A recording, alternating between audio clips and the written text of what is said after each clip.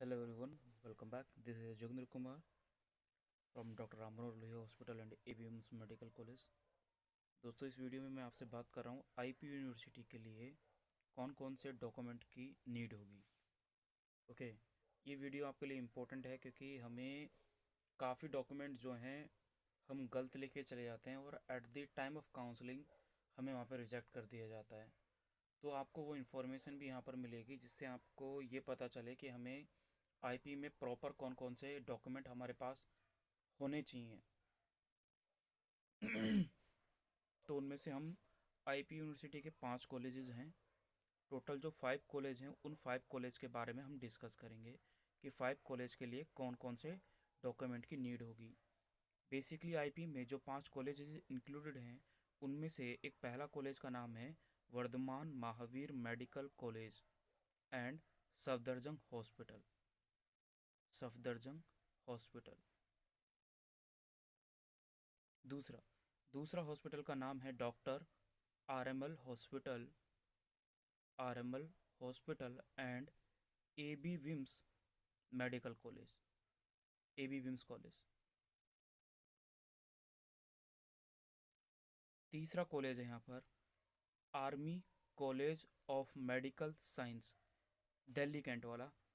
इस दिल्ली कैंट वाले कॉलेज में दिल्ली बेस इसके हॉस्पिटल में टच में आता है and Delhi base hospital. Fourth college जो है वो आता है doctor Baba Saheb Ambedkar, B S A, doctor B S A hospital and college, दोनों यही है। जो पांचवा कॉलेज आता है आपका Hindu Rao hospital. Hindu Rao hospital and इसमें इंक्लूडेड है कॉलेज का नाम है NDMC, north Delhi municipal corporation. तो ये 5 कॉलेज वो कॉलेज हैं जो इस आईपी यूनिवर्सिटी के अंदर इंक्लूडेड हैं। इन 5 के बारे में ही मैं बात करूंगा कि इन 5 में कौन कौन से डॉक्यूमेंट की नीड होगी जो आपको at the time of counselling में नीड होगी। ठीक है, और इम्पोर्टेंट है, हम एक एक डॉक्यूमेंट के बारे में बात करेंगे यहाँ पर और वो डॉक्यूमेंट कौन कौन से हैं तो फिलहाल हम वो देख लेते हैं।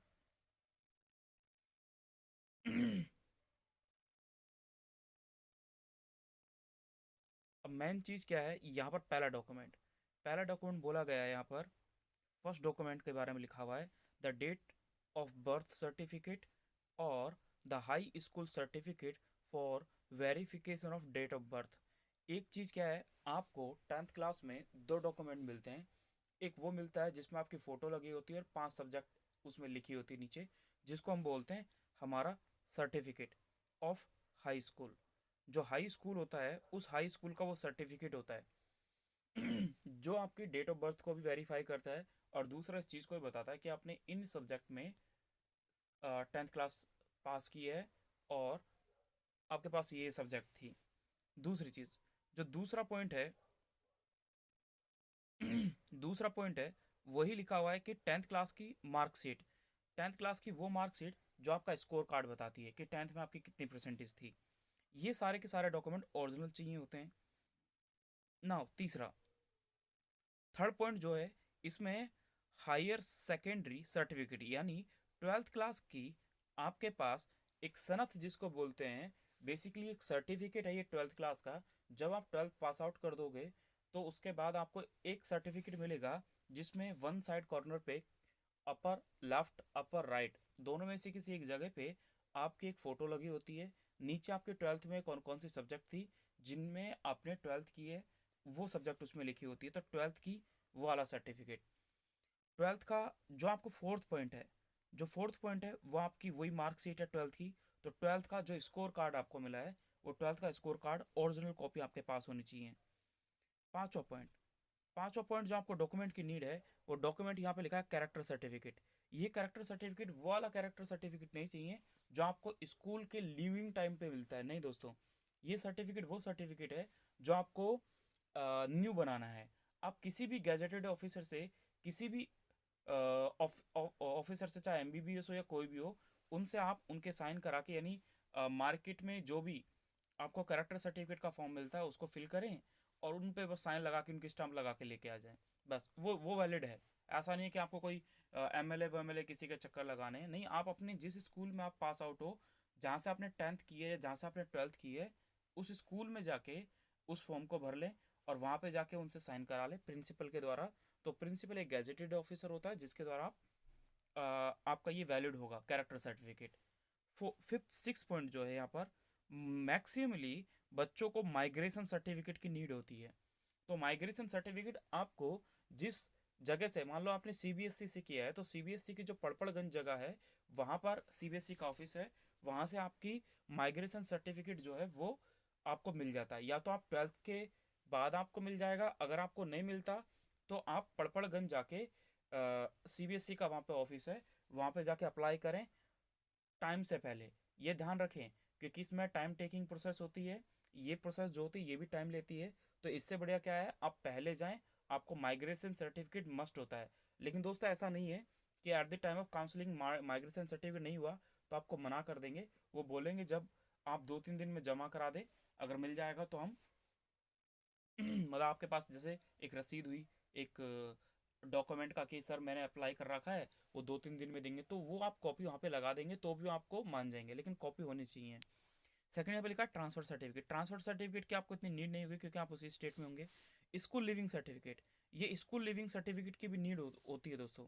यानी स्कूल लिविंग सर्टिफिकेट भी आप लगा सकते हो कि कॉलेज से जब, क्योंकि इसकी ज़रूरत होती है कि कॉलेज से जब आप लीव करोगे तो आप कॉलेज में एडमिशन लोगे, तो कॉलेज से ही आपको क्या करना पड़ेगा, एसएलसी जिसको हम बोलते हैं वो, या तो स्कूल से आप 12th के पास 12th के साथ ही आपको स्कूल वाले देते हैं।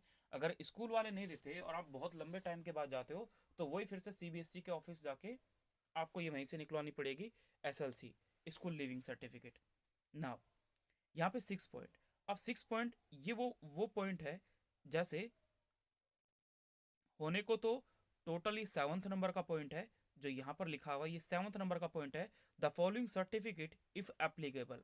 यानी अगर मान लो कि कोई बच्चा अगर एससी कैटेगरी का है तो उसके लिए क्या बात होगी, या कोई एसटी कैटेगरी का बच्चा है तो उसके लिए जो सर्टिफिकेट है वो इशू किया जाएगा बाय द कॉम्पिटेंट अथॉरिटी। यानी आपके सर्टिफिकेट पे ध्यान रखें, एक एक वीडियो मैं अपलोड करूंगा आने वाले टाइम में कि कौन कौन सी कैटेगरी के वो बच्चे हैं जो अप्लाई कर सकते हैं, एससी कैटेगरी में आते हैं। एक्चुअली होगा क्या, जब काउंसलिंग होगी तो आपका जो एससी का सर्टिफिकेट होगा, उस एससी के सर्टिफिकेट या एसटी के सर्टिफिकेट को वहाँ पे वो चेक करते हैं, और चेक करने के बाद ये चेक करते हैं कि उनके पास जो लिस्ट है उस लिस्ट के अकॉर्डिंग अगर आपका एससी और एसटी का सर्टिफिकेट है तो आप वैलिड है काउंसलिंग के लिए, आपका वो फॉर्म वैलिड होगा, आपका वो एससी कैटेगरी का या एसटी कैटेगरी का सर्टिफिकेट वैलिड होगा। अगर नहीं तो उसको रिजेक्ट कर दिया जाएगा। आपको अब यही सबसे इंपॉर्टेंट चीज होती है। तो दो चीजों का यहाँ पे ध्यान देना होता है। पहली चीज, सबसे बड़ी चीज, एक तो आपकी एससी कैटेगरी आप चेक कर लें दिल्ली में, या एसटी कैटेगरी दिल्ली में चेक कर लें क्या आपकी वो कैटेगरी दिल्ली में एससी में आती है या नहीं आती, पहली चीज, या एसटी में आती है या नहीं आती। दूसरी चीज, अगर नहीं आती तो भी आप इसको देखोगे, मतलब कोर्ट जाओगे, जो भी आपके वहाँ पे टच होगा, आपके वहाँ पे एरिया में लगता होगा, उस कोर्ट में जाके आप वहाँ पे बात करें, वो आपको बना के दे देंगे। और सबसे इम्पोर्टेंट चीज़, आपका जो ये सर्टिफिकेट होते हैं किसी भी कैटेगरी का, ओबीसी, एसटीएस और एससी का, इन तीनों सर्टिफिकेट की अगर आप बात करेंगे तो दोस्तों आईपी जो यूनिवर्सिटी है वो स्टेट का सर्टिफिकेट नहीं मांगती, वो बोलती हमें सेंट्रल का कैटेगरी सर्टिफिकेट दो। तो सेंट्रल का अगर कैटेगरी सर्टिफिकेट आपके पास होगा तो आप वैलिड हैं। अगर सेंट्रल का सर्टिफिकेट नहीं हुआ तो दोस्तों ये बहुत इंपॉर्टेंट है कि आपको रिजेक्ट कर दिया जाएगा। ये ध्यान रखना है इस चीज़ पे, इसलिए आप वेरीफाई कर लें जो भी आपके पास डॉक्यूमेंट हो वो सेंट्रल का कैटेगरी का सर्टिफिकेट होना चाहिए, ओबीसी, एससी और एसटी का। ठीक है, इसके लिए क्या बोला गया है, इसमें कुछ फॉर्मेट स्पेसिफाई किया गया है, यानी वो ये बोल रहा है कि आपका जो उनकी कैटेगरी दी है उसके अकॉर्डिंग होना चाहिए, इंग्लिश या हिंदी में होना चाहिए। कुछ सब caste should be a mention in the certificate. Certificate में बहुत सारी ऐसी सब कास्ट भी दी गई हैं, तो उनके ऊपर भी डिपेंड करता है। नाउ बी पॉइंट में जो ओबीसी कैटेगरी है उनके रिगार्डिंग है कि ओबीसी सर्टिफिकेट जो इश्यू किया गया किसी भी अथॉरिटी के थ्रू, यानी सब should be tally with the central list. यानी सिंपल सी बात दोस्तों, सेंट्रल लिस्ट में आपका नाम होना चाहिए। ठीक है, और OBC candidate should not be belong to creamy layer. Creamy layer मतलब क्या? एक गवर्नमेंट ने एक लेयर एक लेवल बना रखा है कि अगर आपकी सालाना इनकम इतने से ज़्यादा होगी तो आप इस क्रीमी लेयर से ऊपर हैं। अगर आप क्रीमी लेयर से हायर हैं तो आपको आपको ओबीसी का सर्टिफिकेट नहीं बनेगा, यानी आप वैलिड नहीं है। और अगर आप ओबीसी सर्टिफिकेट लेना चाहते हैं तो आप एक क्रीमी लेयर के दायरे में आना चाहिए, यानी आपकी पर एनम फैमिली की सोर्स ऑफ इनकम कम होनी चाहिए। तो वो उसके ऊपर वो उसका क्लेम कर सकता है कि मैं ओबीसी कैटेगरी में हूँ। तो ये एक इंपॉर्टेंट चीज़ है, ये भी आपको ध्यान रखना है। Now C point, C point में यहाँ लिखा हुआ है the OBC certificate must be standard format in mention in the prospectus या information bulletin by the MCC. MCC क्या होता है? एमसीसी ऐसे बोलता है कि मान लो काउंसलिंग आपकी जनवरी में हो रही है अभी, है ना, जनवरी में शुरू हो जाएगी, और ये बोल रहे हैं कि आपको 31 या फिर 1 दिसंबर का आपको क्या चाहिए? ओबीसी सर्टिफिकेट चाहिए, यानी 1 महीना पुराना, ऐसा इन्होंने बोल दिया। तो आपको 1 महीना पुराना ही बनवाना होगा। ठीक है, ये बनवाने में टाइम टेकिंग नहीं है, इस टाइम पे सारी चीज़ बहुत फास्ट है। तो आप किसी भी जो आपके नियर बाय कोर्ट लगता है आप वहाँ जाएंगे, वहाँ जाके आपका ये ओबीसी का सर्टिफिकेट है वो भी फास्टली बन जाएगा, क्योंकि इस टाइम पे ये चीज़ें जो होती हैं बहुत फास्ट हैं। क्योंकि इस टाइम पे डिजिटल है तो काफ़ी फास्ट प्रोसेस होती है, तो आप इजीली से इन सब चीज़ों को पा सकते हो। ठीक है, तो हमने ए पॉइंट जाना, बी पॉइंट जाना, सी पॉइंट जाना, अब हम डी पॉइंट की बात करते हैं। ये उन बच्चों के लिए है जो डिसएबिलिटी सर्टिफिकेट लेके हैं। डिसएबिलिटी की बहुत कम सीटें होती हैं। अब लिमिटेड सीटों के लिए अगर किसी के पास डिसएबिलिटी का सर्टिफिकेट है तो दोस्तों उसके लिए भी आपको अप्लाई करना पड़ेगा, और उसके अकॉर्डिंग भी ये है ना, कुछ कंडीशंस होती हैं कि ये बाय बर्थ है तो वैलिड है, आफ्टर बर्थ है तो वैलिड है, या फिर नहीं है ना। जैसे मान लो आप बड़े हो गए, बड़े होने के बाद अगर आपके बोन में फ्रैक्चर आया, चोट वोट लगी है, तो आप हैंडीकैप में काउंट होते हैं। मान लो किसी का हाथ कट गया तो हैंडीकैप में काउंट होगा, या फिर उसका हार्ट मुड़ा हुआ है तो हैंडीकैप में काउंट होगा। लेकिन ये कब है? ये बिफोर बर्थ है या आफ्टर बर्थ है? तो हैंडीकैप का आपका सर्टिफिकेट को आप क्लेरिफाई कर लें, अच्छे से उसको चेक करें। तो ये डॉक्यूमेंट जो हैं बहुत मस्ट हैं at the counselling, at the time of counselling. आपको इन सब चीज डॉक्यूमेंट्स की ज़रूरत पड़ती है, यानी ये आपके डॉक्यूमेंट हैं, वो डॉक्यूमेंट जो आपको जो आपको काउंसलिंग के टाइम पे काउंसलिंग के टाइम पे आपको दोस्तों ज़रूरत पड़ेगी। ये बहुत इंपॉर्टेंट है। अब एक चीज़ और, ये क्या यही ज़रूरत पड़ेगी सर? हाँ, मेन डॉक्यूमेंट आपके ये हैं जो आप अपने पास से लेके जाओगे। जब आपका एडमिशन होगा उसके बाद किन किन डॉक्यूमेंट्स की ज़रूरत होगी, तो जब काउंसलिंग स्टार्ट होगी तो उस टाइम पीरियड में मैं आपको पूरी प्रोसेस बताऊंगा कि आपको किन किन मेन डॉक्यूमेंट्स की नीड होगी और किन किन डॉक्यूमेंट्स की अभी नीड है।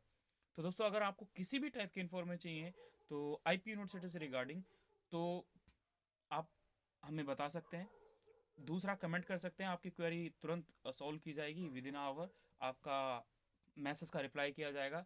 और दूसरी एक और वीडियो हम बनाएंगे, उस वीडियो में भी हम डिस्कस करेंगे कि जो हमारी क्या बोलते हैं ड्यू यूनिवर्सिटी है, उसमें कौन कौन से डॉक्यूमेंट की नीड होगी, वो हम नेक्स्ट वीडियो में डिस्कस करेंगे।